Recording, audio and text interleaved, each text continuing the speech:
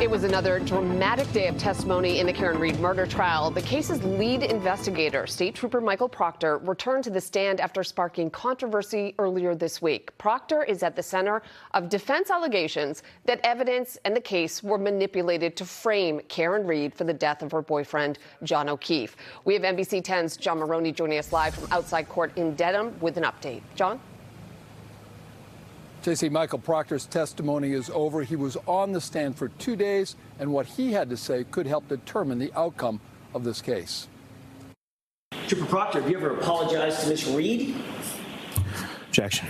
Sustained. State Trooper Michael Proctor back on the defensive for text messages he wrote about Karen Read and the investigation into the death of John O'Keefe, including derogatory and sexist remarks about the defendant.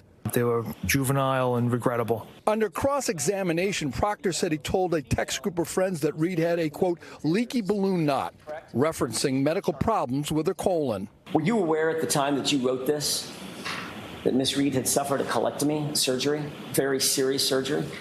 I was not, sir, no. The text exchange took place 16 hours into the investigation. The trooper shared details of the case and his theories about who killed the Boston police officer, namely his girlfriend, given the evidence.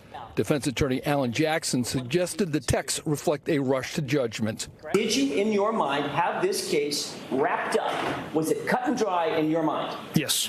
Under redirect, Proctor was asked what his investigation showed. Based on all the physical evidence and facts, Mr. O'Keefe got out of that vehicle holding that cocktail glass he walked out of the waterfall bar with. Miss Read pulled ahead and then backed into him, struck him with her vehicle, and then left. Jackson ended his cross-examination by asking the trooper about one more text message, one he sent his sister. You literally said that you hoped that Karen Read, the subject of your investigation, the woman sitting to my left about 7 feet from me, that she would just die, correct? The figure of speech. Now, State Police Lieutenant Brian Tully was on the stand where testimony ended today, and the jury went home. He'll be back on the stand tomorrow morning.